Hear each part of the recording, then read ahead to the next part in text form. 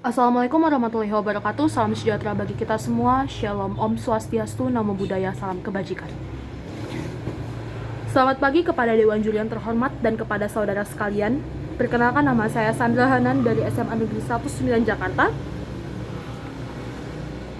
Di sini saya berdiri sebagai tim pemerintah yang mendukung mosi yang diberikan, yaitu Dewan ini tidak akan menggunakan strategi ekonomi biru.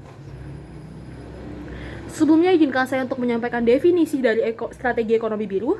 Strategi adalah langkah atau bentuk penanggulangan dari suatu masalah, sedangkan ekonomi biru adalah suatu paradigma ekonomi yang mengandalkan dan memanfaatkan sumber daya alam lautan yang dimiliki oleh negara. Dengan kata lain, strategi ekonomi biru ini berfokus pada bidang maritim dan berfokus pada penanggulangan dalam pemanfaatan sumber daya alam lautan.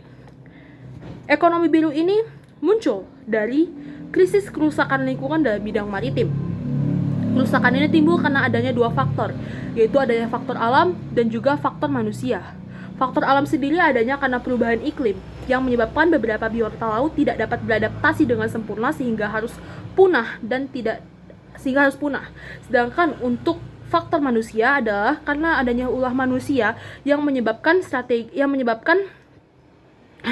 lingkungan harus rusak, yaitu adanya penambangan minyak secara liar, adanya pengeksploitasian biota laut secara besar-besaran, dan yang ketiga adanya ketidaksadaran manusia dalam menjaga kebersihan lingkungan, adanya seperti membuang sampah sembarangan dan lain-lain.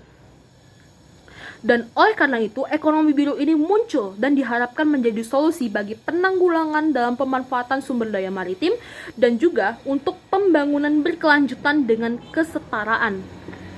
Tapi faktanya, ekonomi biru ini belum memberikan kesetaraan bagi masyarakat yang ada di sekitarnya. Hal itu terbukti dengan munculnya konflik sosial akibat adanya marginalisasi antara nelayan tradisional dengan nelayan pribumi.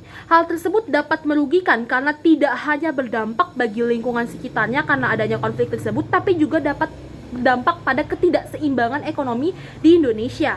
Selain itu juga, ekonomi biru ini merupakan mega proyek yang berjangka panjang sehingga membutuhkan modal besar. Dari hal tersebut dapat menimbulkan praktik-praktik eksploitatif yang tidak dapat menguntungkan dan justru malah merusak ekosistem yang ada di bidang maritim. Selain itu, mega proyek ini belum tentu berhasil dan justru dapat memberikan ketidakseimbangan ekonomi bagi Indonesia. Selain itu juga, masih kurangnya edukasi pemerintah tentang ekonomi biru ini kepada nelayan-nelayan terpencil yang tidak memiliki teknologi atau yang masih minim teknologi, sehingga mereka tidak dapat